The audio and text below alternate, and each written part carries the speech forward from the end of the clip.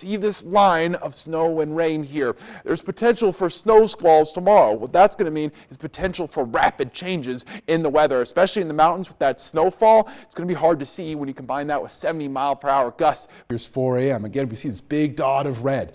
A lot of thunderstorms, lightning, some hail is going to be possible in there, and snow at elevation. If you're traveling during the day on Wednesday in the mountains, it's going to be slick on those roads. If I had outdoor plans this weekend, I'm doing it on Saturday. I know I have that slight chance during the day, but it's not something you're really going to plan around. Sunday, on the other hand, widespread rain. The avalanche concerns have spread down towards the San Juans and up towards the north. Right now, the Colorado Avalanche Information Center has a 4 out of 5 scale in much of Colorado. In terms of outdoor plans, this is Colorado Honeybee Festival, for instance, starting tomorrow at 10 a.m. in Palisade. If you're going to that, here's my advice to you. Bring your rain jacket with you, bring an umbrella, and be prepared to perhaps to go inside when a storm passes over you.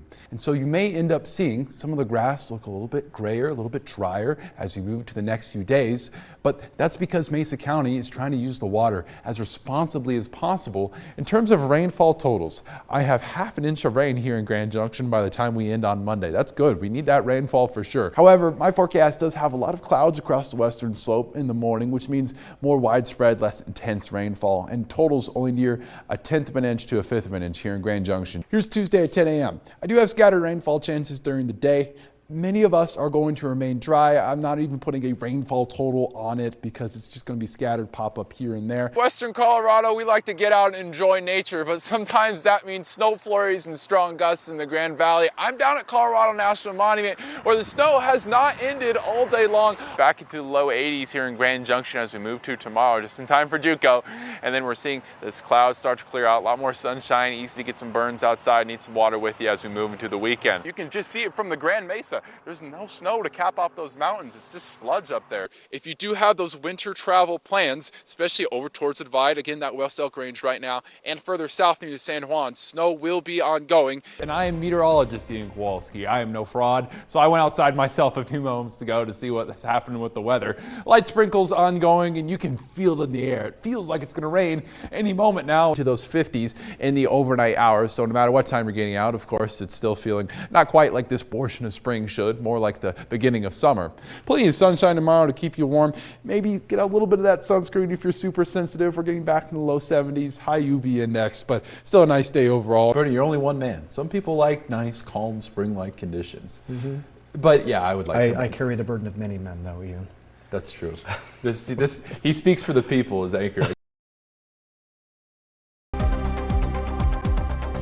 Hey, I'm meteorologist Ian Kowalski. I'm happy to join you again. Memorial Day was very nice outside in the western slope, although we're above average, around 5 to 10 degrees in those mid 80s, and you felt gusts from time to time too here in the Grand Valley and across the western slope.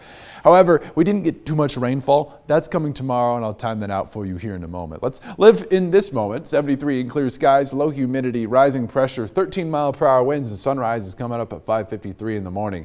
Here's our low pressure system bringing up this moisture, bringing up it from the southwest. What that's going to mean for us is scattered rainfall throughout western Colorado, and in fact, it's already building towards our west in Utah right now.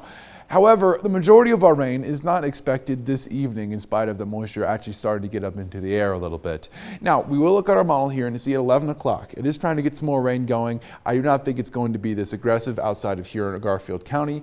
Most of that rain is going to be as we get into the afternoon on Tuesday. Here's 11 o'clock. Do keep in mind, that's around the time tomorrow's first JUCO game starts, so I'm going to be telling you to bring an umbrella, maybe a light rain jacket with you for tomorrow. Stay weather aware as we move later on into the afternoon. 9 a.m. is about the earliest you could see scattered rainfall here and there, but it's really once we build into the early and mid-late afternoon that you start to see that widespread rainfall in the valleys on the western slope for us here in Junction, Delta, Montrose. However, there's an important part of our forecast that you need to keep in mind. If you are in an area that sees more sunshine tomorrow morning, you're more likely to see those isolated stronger thunderstorms, including stronger gusts, and some small hail possible tomorrow too. However, my forecast does have a lot of clouds across the western slope in the morning, which means more widespread, less intense rainfall, and totals only near 1/10 of an inch to 1/5 of an inch here in Grand Junction, Delta, Montrose, generally for the valleys. But rain will be much more constant at elevation tomorrow, but still, once you get towards 6 o'clock, it's already about finished and just moves over towards the West Elks in the Front Range. Potential for a little bit along the Uncompahgre and near Glade Park as you get into the overnight hours as we go towards Wednesday, but it is going to be very limited again past that 5-6 6 o'clock range, and you're clearing out as you move into Wednesday. It will be more persistent at elevation. So Colorado National Monument, Black Canyon, Yellow Gunnison, you are expecting a lot more rainfall throughout the day, so maybe not the best chance to go hiking, and again, especially with that lightning being possible tomorrow. Wind gusts as we move into the evening aren't going to be too strong. If you're near one of those storms, you could get gusts 30, 40 miles per hour, but generally those winds are not going to be too noticeable throughout the afternoon, only getting around 15, 20 miles per hour at most. Our lows this evening, 57 in Junction, 50 in Delta, and 51 in Montrose, 44 over here in Aspen, then 73 in Junction, 77 in Delta, 73 again in Montrose, so generally those 70s, a much cooler day, 10 to 15 degrees below where you should be, especially if you're at elevation. For our hourly forecast here in Grand Junction, 9 a.m. it's going to be mostly cloudy and 66, and as we talked about, this is the absolute earliest you're going to see some scattered rainfall, and it really starts to pick up as you move into the middle of the day, and then again, gone by 9 o'clock. Overall, we're expected to be in a kind of a wetter zone here as we move into the next week or so, but once you look at our 7-day forecast, it's not really going to reflect what some of the overall bigger models are projecting. In fact, I was getting up to 92 degrees by the time you get to Thursday. High pressure builds, that's why you're seeing all the sunshine and heat as you move into the midweek. Even 90 degrees in spite of the fact that we could see some rain as we get into early next week. Tomorrow, Montrose 73, then 82 on Wednesday. So no matter where you're at, you're seeing that high pressure, those higher temperatures as we move later on into our work week.